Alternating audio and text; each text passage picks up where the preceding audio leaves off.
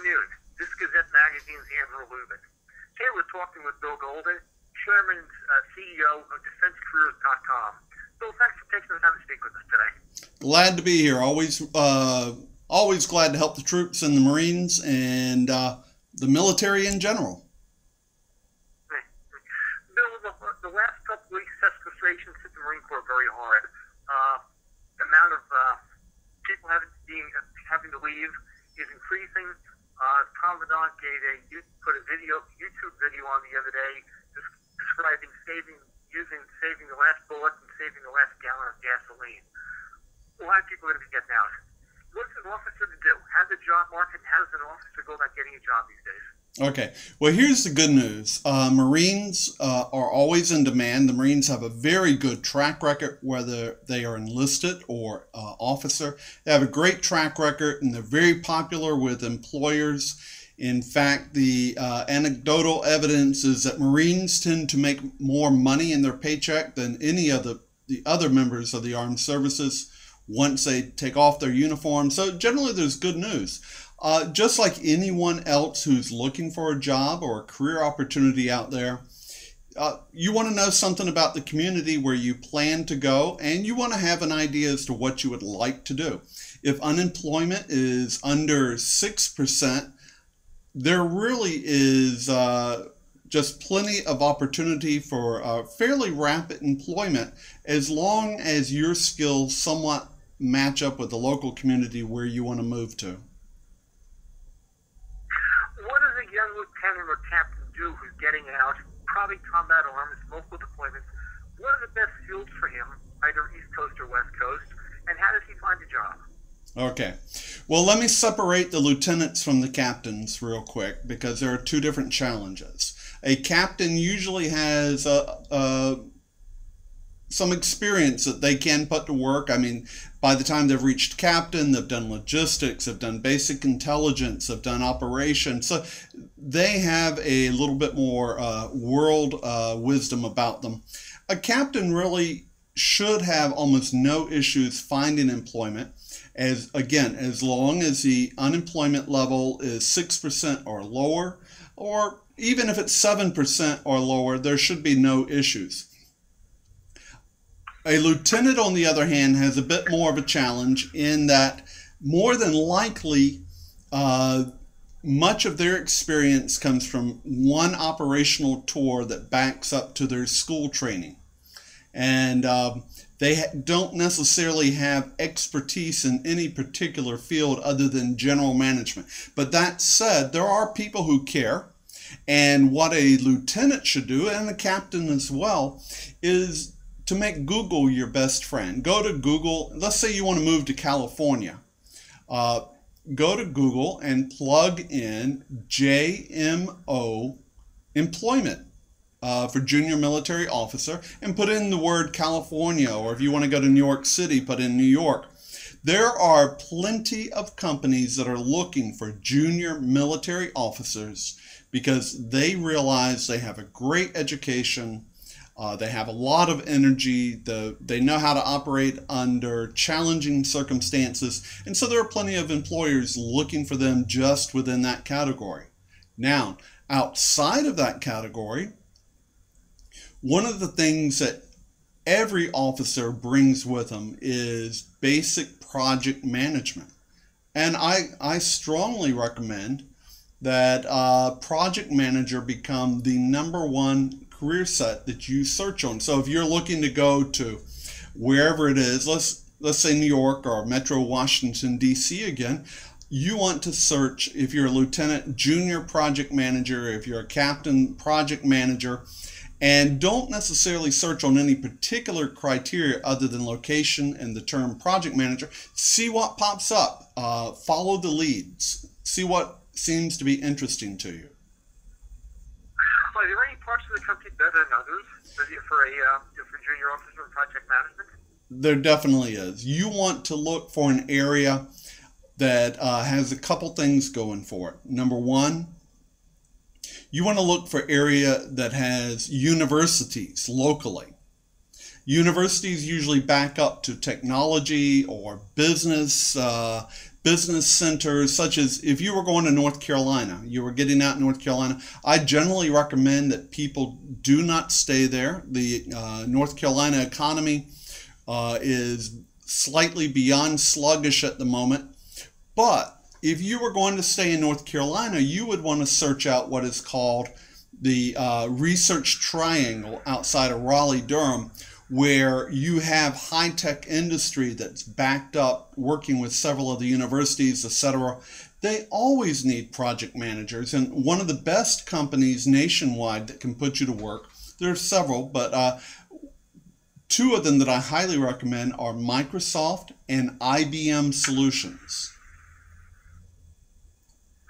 But does a lieutenant or captain or whatever officer rank have the IT specifics to get a job like that, or they're not? How would he fit in? Yeah, they're not really focused on IT. They're focused on putting someone in charge who is responsible for tracking actions, for making sure that things get done on schedule. You could think of it, the military often has these folks. They call them action officers, adjutants, desk officers, XOs. It really is the same job. So the outlook then for an officer getting out of the Marine Corps the next 3 to 6 months is actually pretty bright then. Yeah, I believe it's quite bright. If you look at a place like Northern Virginia, where as a whole, Northern Virginia is about 4% unemployment, and there are places like Fairfax that are 3.7% unemployment. There's North Dakota. You know, if you want to be outdoors, you're an outdoors type. There are two states that you want to head towards. One would be Montana, which has a very low unemployment rate. North Dakota has one of the very lowest unemployment rates. Texas is doing quite well. Oklahoma is doing quite well. In general, officers would fit within the business category that we call professional services. I was just looking at the employment level or unemployment level charts for the entire United States last week within the category of professional services, and all but 4 states are considered at the peak of hiring for professional services.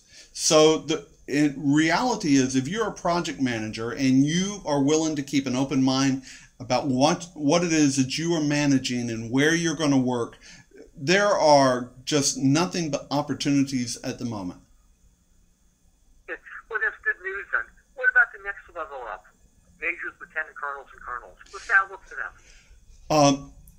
Generally speaking, let me break them into categories as well. A major should have no issue.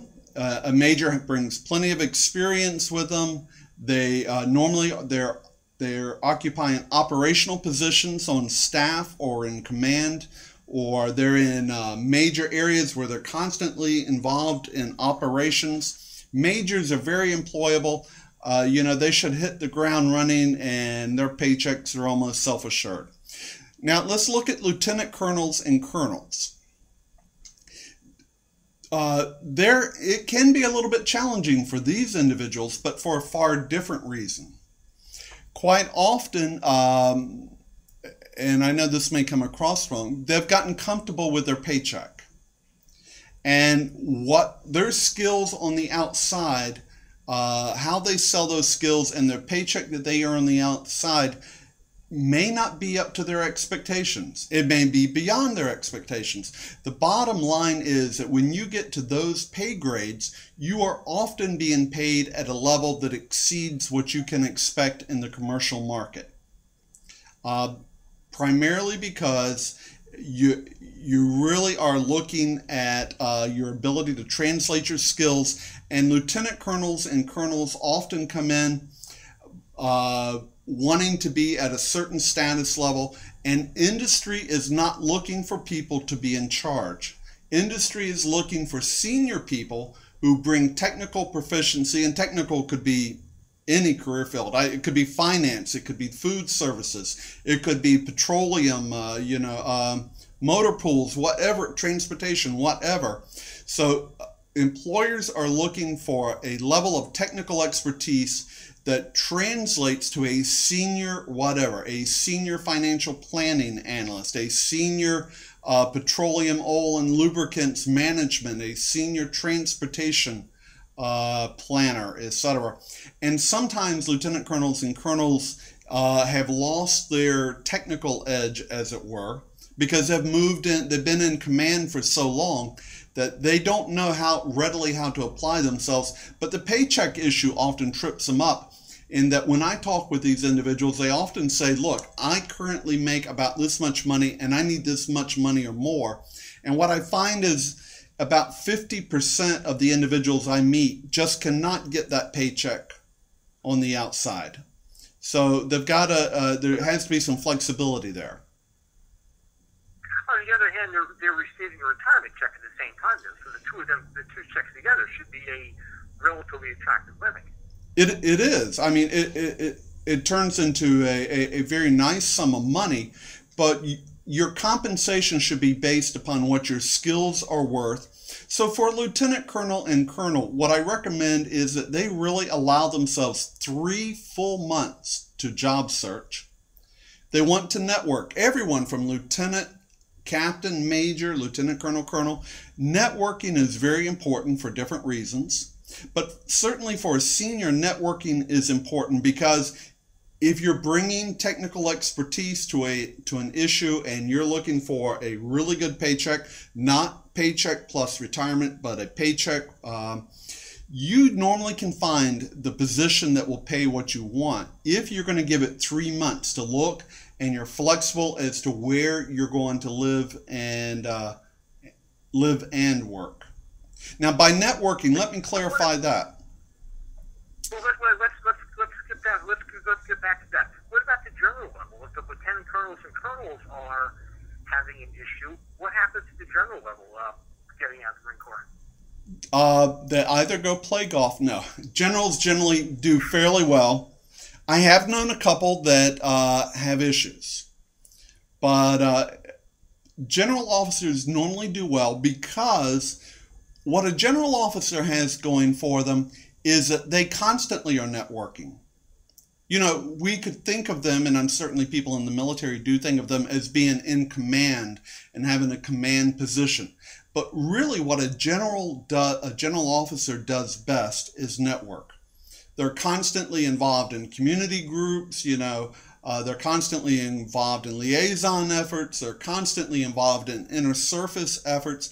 What a general officer brings with them is an incredible Rolodex, where if a general officer, again, they should allow themselves about 3 months to find a great position, but most general officers will have no trouble, because basically they let it be known through networking that they would like to go to Arizona, California, wherever, and they're looking for a position where they can make a difference. And for a general officer to say that your goal is you're looking for a position to make a difference, that is a very effective job statement, because there are people looking to hire you because you were a general. That does not apply to the other ranks.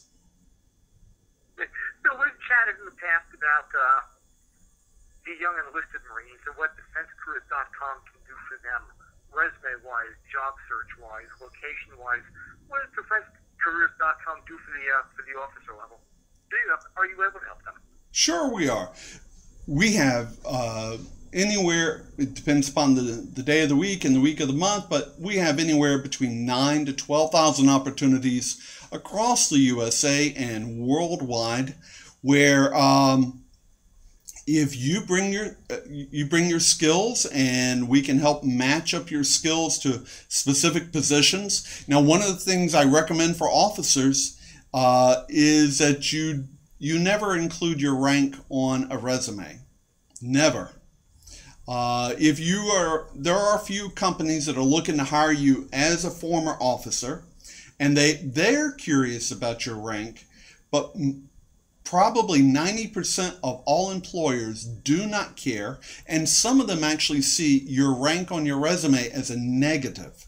And it's a negative because it often indicates, I believe that I'm at a certain level, and this is where I want to fit with your organization, so they kind of push their rank. That's how an employer might see it.